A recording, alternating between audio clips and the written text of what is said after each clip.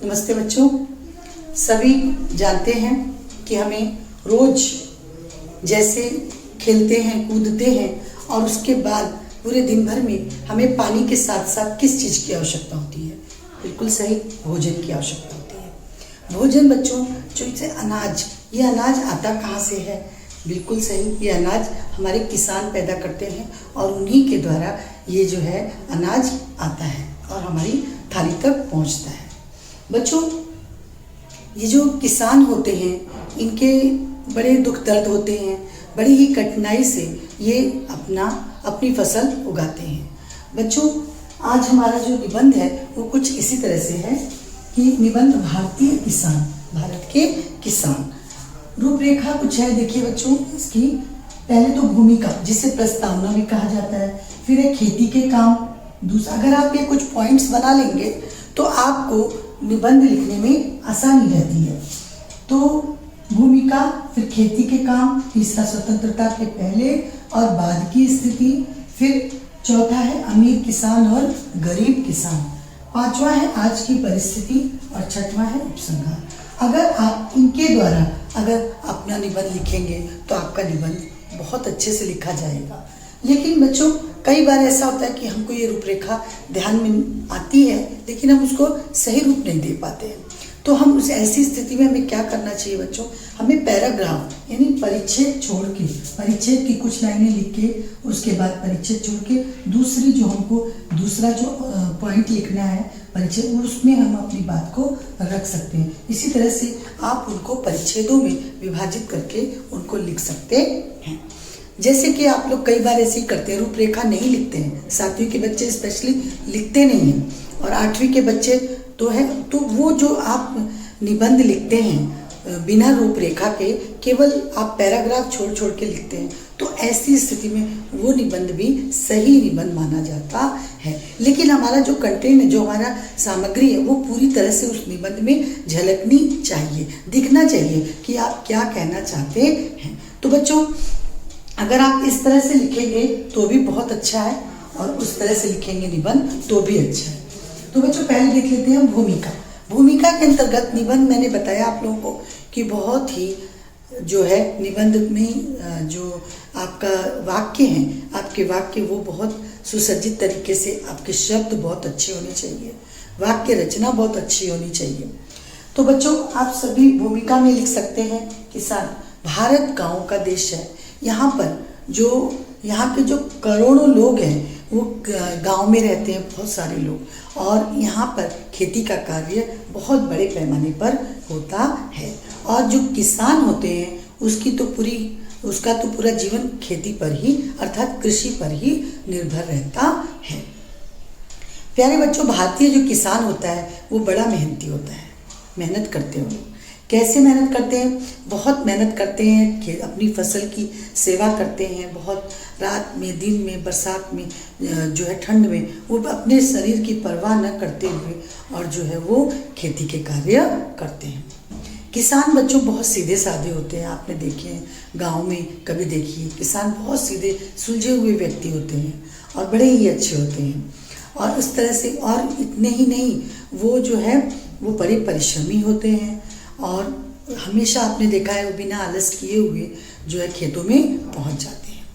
तो बच्चों, इस तरह से बहुत पुराने समय से ये परंपरा चली आ रही है किसान की, और किसान हमारे देश की पहचान होते हैं, क्योंकि किसान ही जो है वो हमारे अन्न को जो है वो वही उपजाता है और वह जो है यही उसकी एक जो पहचान होती है कि वह किसान है।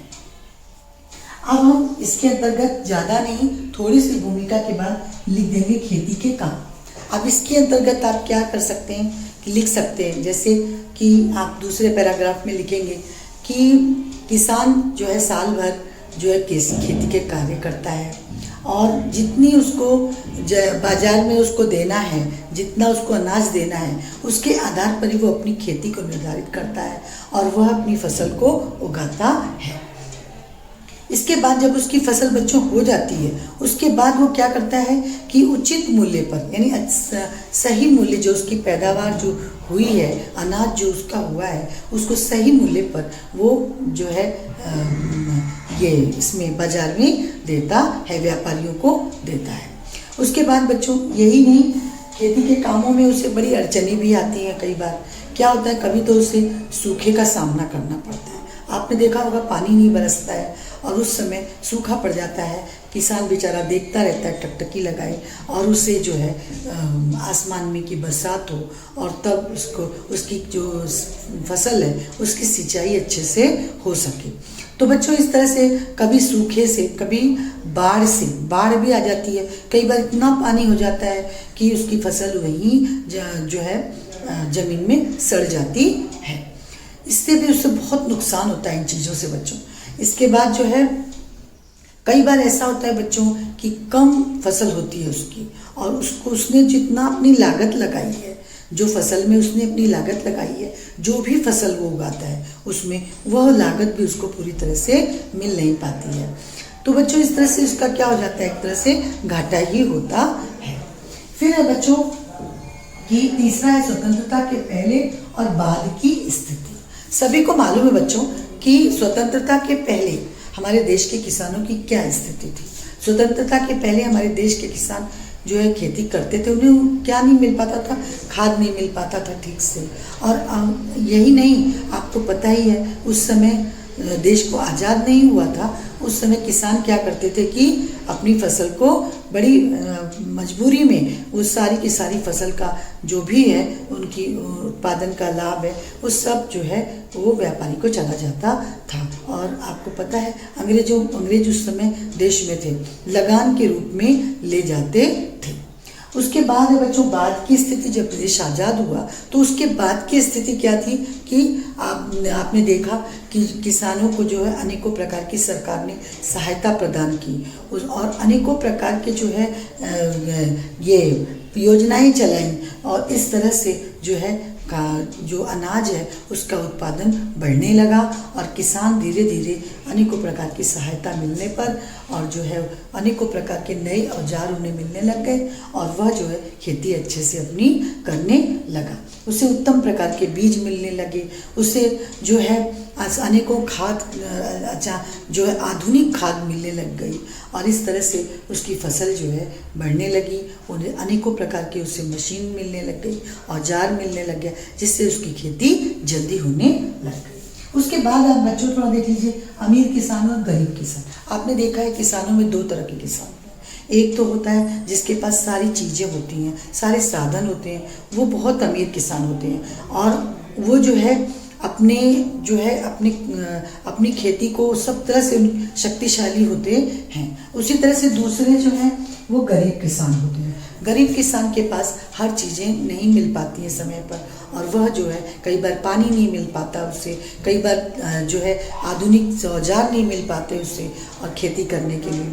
तो इस तरह से गरीब किसान और अमीर किसान में दो तरह से बंटवारे हो जाते हैं। इसके बाद है आज की परिस्थिति। आज की परिस्थिति आप देख रहे हैं कि किसान सभी खेती करने लग गए हैं। आज अधिक से अधिक किसान जो है वो खेती करने लग गए हैं, क्योंकि उन्हें अनेकों प्रकार की रासायनिक खादें मिल रही हैं। जो है उनकी सिंचाई के लिए उन्हें पानी भी मिल जाता है समय पर, उनको खेत की जो ज़मीन की जो उर्वरता है वो भी बढ़ गई है, और अनेकों प्रकार के उन्हें खाद मिलने लग गए। तो इस तरह से उन्हें जो है आज उचित मूल्य मिल जाता है, और कई बार उन्हें जो है उचित मूल्य नहीं मिल पाता है, जिससे वो बाद में परेशान हो जाते हैं। और आज आप देख रहे हैं आज फिर भी कुल मिलाकर के आज किसानों की स्थिति पहले की अपेक्षा अच्छी है। इसके बाद है उपसंहार, यानी अंत, जो निष्कर्ष जिसे बोलते हैं वो है बच्चों। निष्कर्ष के अंतर्गत बच्चों भारत की जो अर्थव्यवस्था है वो सब जो है किसानों पर ही टिकी रहती है। किसान अगर मजबूत रहेगा तो उसे जो है किसी प्रकार की अनाज उत्पादन में उसे तकलीफ नहीं आएगी, और जो है हमारे देश की प्रगति होगी। तो बच्चों इस तरह से जो है हमें किसानों के ऊपर बहुत ध्यान देना चाहिए, क्योंकि किसान जो है वो अन्नदाता होता है। तो बच्चों आप इस तरह से अनेकों वाक्य रचना करके ये निबंध लिख सकते हैं। तो बच्चों आज के लिए इतना ही। धन्यवाद बच्चों।